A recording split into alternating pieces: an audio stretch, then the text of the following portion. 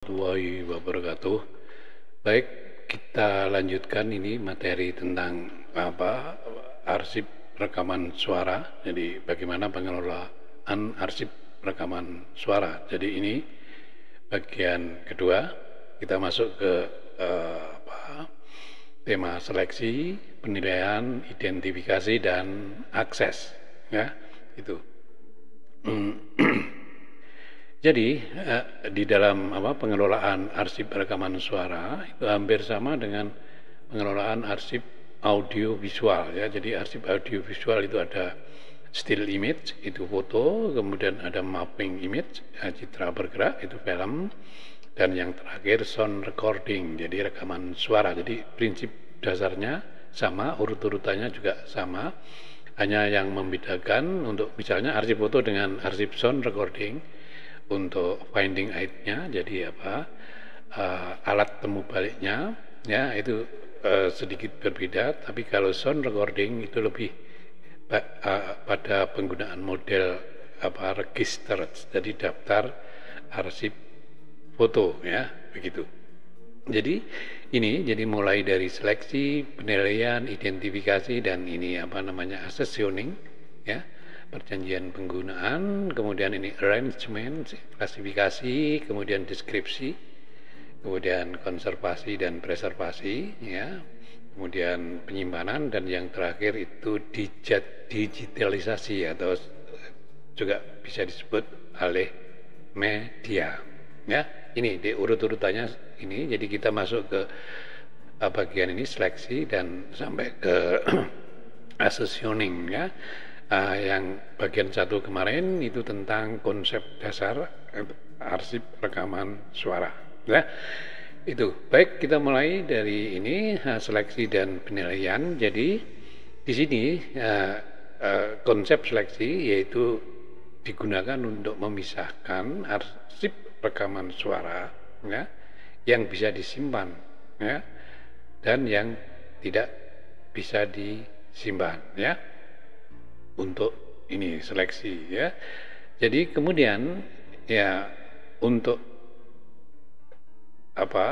media rekam dari arsip rekaman suara ini sebenarnya ada dua. Jadi yang lama itu menggunakan ini ya kaset, jadi pita rekaman dari kaset atau tape recorder yang menggunakan tape recorder itu, dan yang kemudian ada yang menggunakan media digital ya, baik itu yang berasal dari tape recorder yang sudah menggunakan media digital kemudian dipindahkan di dalam media CD atau DVD ini untuk penyimpanannya ya.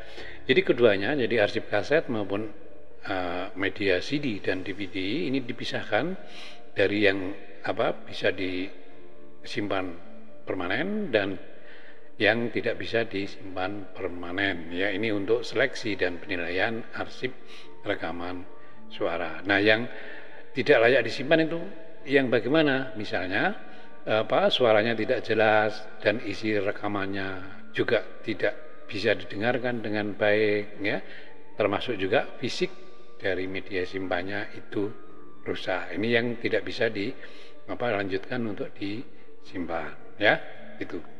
Nah, kemudian setelah itu dilakukan identifikasi. Jadi yang diidentifikasi yaitu arsip rekaman suara yang tadi, yang sudah diseleksi tadi, yang bisa disimpan permanen ya. Jadi identifikasi di sini yaitu ini satu proses mendata arsip rekaman suara ya. Pendataan itu meliputi ini technical handling, jadi pendataan fisiknya, kemudian juga pendataan isi informasinya atau disebut intellectual handling ini. Jadi identifikasi itu menyangkut kedua-duanya, jadi identifikasi fisik ya arsip rekaman suara maupun identifikasi isi ya dari arsip rekaman suara itu. Nah, untuk yang ini technical handling, jadi pendataan fisik ini diketahui dari fisik kaset ya, misalnya produksi dari merek tertentu dan seterusnya ya, ciri-ciri dari kaset itu misalnya daya muat informasinya berapa, ya, ini dari fisik. Kemudian yang intellectual handling ini diketahui dengan cara mendengarkan semua sound recording, arsip rekaman suara, yaitu melalui alat, ya. Kalau ya kaset bisa menggunakan tape recorder, kalau medianya CD atau DVD itu bisa menggunakan CD atau DVD player, atau juga bisa menggunakan komputer. Jadi untuk intellectual handlingnya ini didengarkan sampai habis, ya, ini. Nah, untuk yang arsip kaset, ini media simpan arsip kaset, ini gambarnya seperti ini, ya. Jadi sebelum identifikasi, kaset itu harus dimatikan, ya, dalam tanda kutip, artinya supaya tidak terjadi penimpaan, ya, suara, ya, atau tidak bisa digunakan untuk merekam lagi, ya, dengan ini menekan ujung kotak kecil di balik kaset ini, dua-duanya ini harus ditekan sampai patah sehingga tidak bisa digunakan untuk merekam lagi, ya, ini, ya. Kalau untuk media CD atau DVD ini harus digunakan media yang unwritable, jadi media yang sudah tidak bisa digunakan untuk merekam lagi, ya, yakni yang mempunyai simbol R, yang hanya write saja, ya, bukan RW, ya, write and write. Jadi kalau yang RW itu bisa digunakan untuk merekam lagi, makanya harus dipindah ke CD atau DVD yang bertanda R saja, ya, itu. Nah, setelah itu kemudian ini kita lihat dulu media simpan CD, ya, ada 2 R dan DVD R, ini yang unwritable yang pakai kode R ini. Nah, untuk CD selain bisa digunakan untuk ini merekam suara, jadi sering disebut disk sound recording ini, ya, jadi tanpa gambar, jadi hanya suara saja. Nah, jenis ini bisa masuk ke dalam arsip sound recording dengan media CD atau DVD, ya. Ini yang nanti kita identifikasi kedua ini, ya.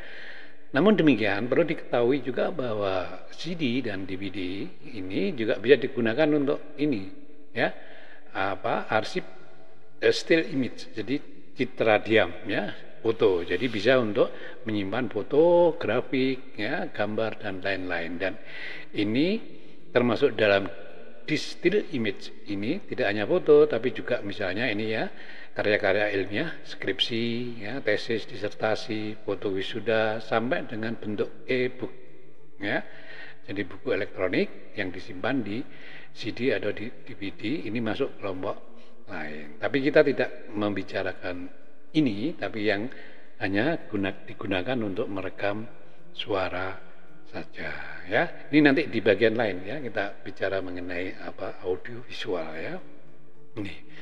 Nah, kemudian yang ketiga, CD atau DVD digunakan untuk merekam ini moving image, jadi film, ya, citra bergerak ini, ya. Ini misalnya kegiatan seminar yang direkam, ya, dengan video, kemudian profil, ya, atau film dokumenter ini masuk ke sini, ya. Ini nanti juga masuk ke bagian arsip film, ya. Nanti kita bicarakan sendiri mengenai ini. Nah, kita fokus dulu ke arsip rekaman suara, ya. Arsip foto sudah selesai, ya. Kita masuk ke arsip rekaman suara ini. Ini kalau nanti sudah selesai, kita masuk ke arsip film, ya. Bagaimana mengelola arsip film, ya. Ini. Oke, baik, kita lanjut. Nah, setelah itu dilakukan identifikasi, ya, arsip sound recording, baik itu yang media kaset maupun yang media CD. Jadi data-data itu harus tampil di covernya, ya, nanti di cover kedua media ini, di cover arsip sound recording dengan kedua media ini, kaset maupun CD atau DVD. Nah, biasanya petugas yang melakukan identifikasi itu menggunakan nama inisial, ya, di bagian atas, ya.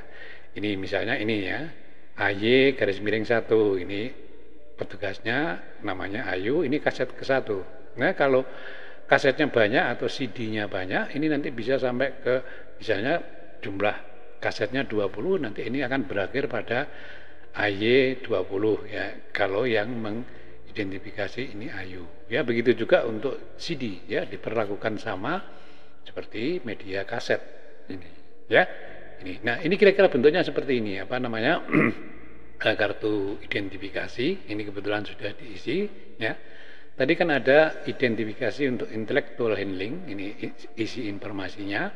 Kemudian technical handling, ini apa namanya, fisik dari media simpannya ya. Misalnya ini apa, untuk intellectual handlingnya, subjek atau topiknya ini tentang wawancara dengan tokoh, ini biografi tokoh veteran misalnya.